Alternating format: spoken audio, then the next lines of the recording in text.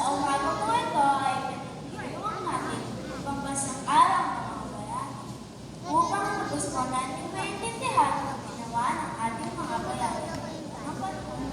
Tunguhan po natin ang isang maikling at isang umaga sa sikip na ulan ng piniling pasok.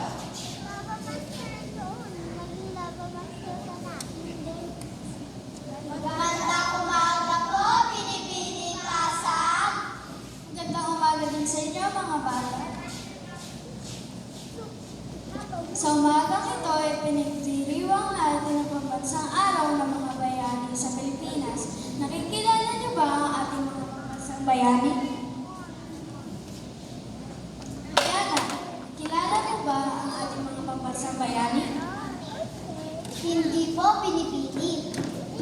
Kian, kilala mo ba ang ating mga pambansang bayani? Hindi rin po, Pinipini. Marahil si Jaira kilala ang ating mga pambansang bayani. Jaira, kilala mo ba sila? Hindi po rin, Pinipini. Lapu-lapu, hindi na tayo nakikilala ng mag-aaral na ito. Ano sa tingin mo? Oo nga, Rizal. Tuluyan na kaya tayo nakalimutan ng bagong henerasyon ng kabataan? Tunay niya nakakalungkot dahil ang mga mag-aaral nito ay walang nalaman sa mga ginawa natin para sa bansang Next time mapunta ako dito. Ito ang buhay para sa ating baka. Maaaring pumbasahan ang anumang kayamanan. Maalala sana ng mga mag-aaral na ito ang ating pagmamahal sa ating bayan.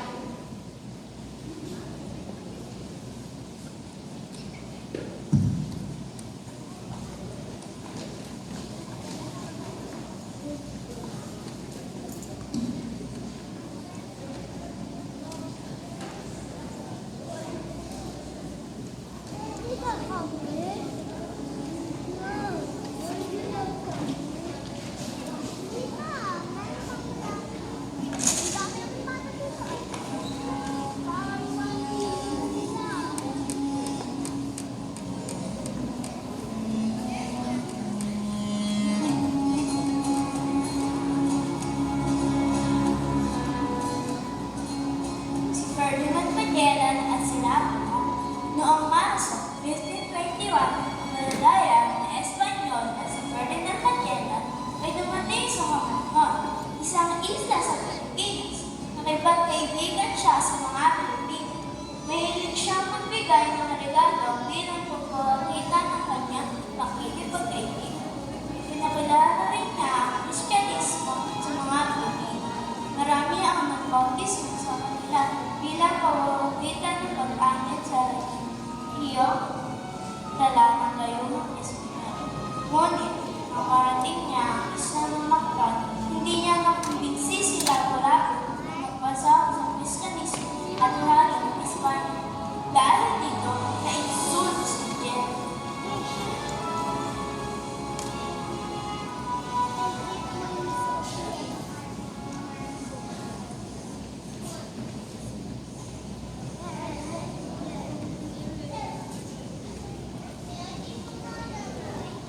Lapu-Lapu, my dear friend, I have come to you today with my precious gift.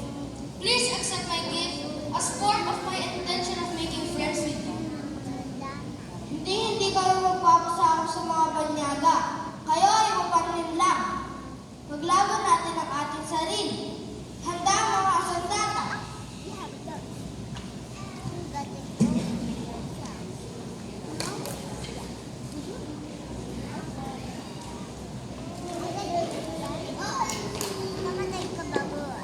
Nagkaroon ng labanan sa isa ng hagdan. Naisip na Magellan na mananalo sila laban kay Kapitan dahil sa makabagong sandata na mayroon sila. Nilabanan sila ng mga Pilipino. Tinamahan si Magellan sa kanyang pinig. Hanggang sa tuluyan siyang patayin ni Lapu-Lapu na pagkakapit ng sila.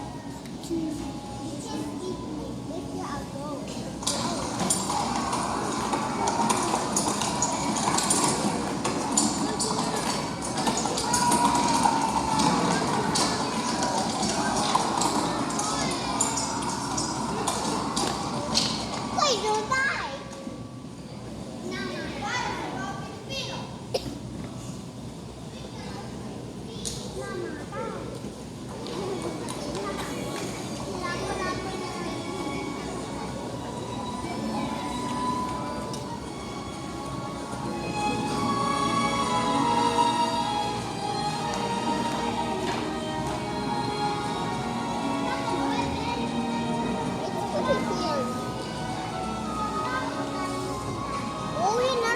not going there.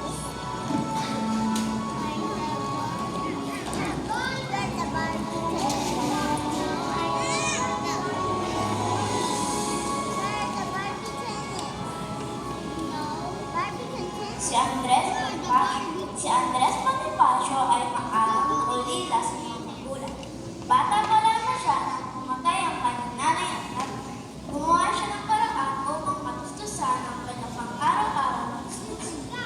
Sa kanyang paghahanap, marami siyang makilalang tao na tumulong sa kanya upang magkaroon ng kaalaman sa politika.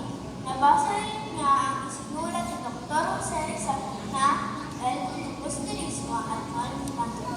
Nainganyo siya sa Manisa, Laliga, Pilipinas. Grupo o mga Pilipino, naglaban ng kalapatan at kalayaan bawat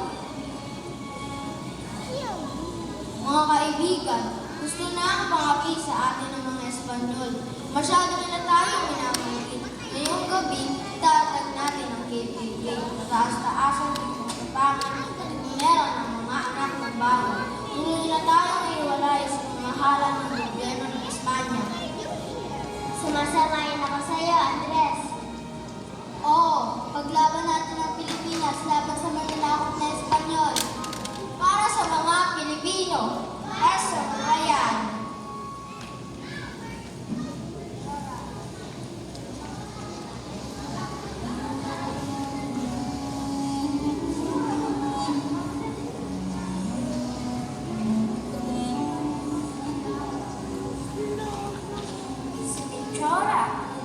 Si Victoria ang nakilala din sa tawag na Tandang Flora.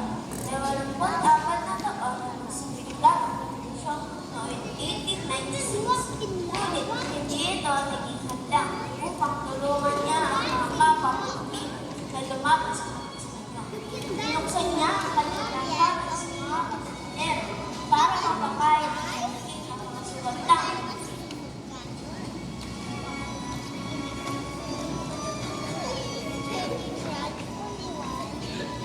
Melchora! Melchora! Anong nangyari? Maaari mo ba siyang takutin? Oo naman, bilisan niyo na at baka mautusan pa kayo ng mga gwardiya.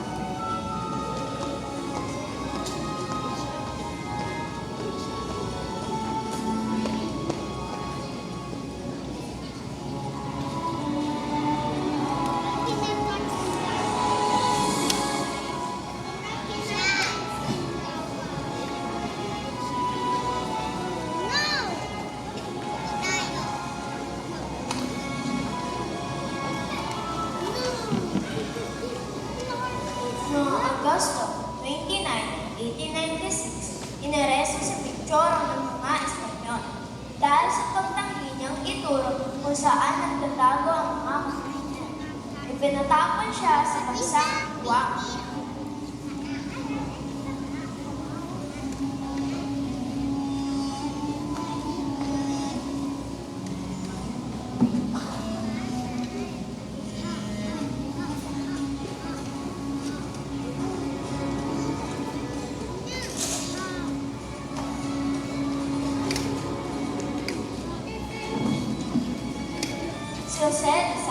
Si Jose Rizal, Batanang Bayan ng Pilipinas.